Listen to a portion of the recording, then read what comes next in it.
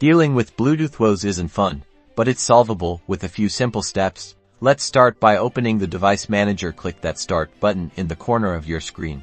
Type Device Manager into the search bar and select the application that appears. Inside the Device Manager, you'll see a list of all your computer's hardware. Find Bluetooth in the list. Click the arrow to the left of the Bluetooth section to expand it. You'll see your Bluetooth adapter listed here, and any connected devices if there is a yellow triangle with an exclamation mark. That is a driver issue. Right-click on your problem device and select Update Driver. When the Update Driver window appears, pick Search automatically for drivers to start.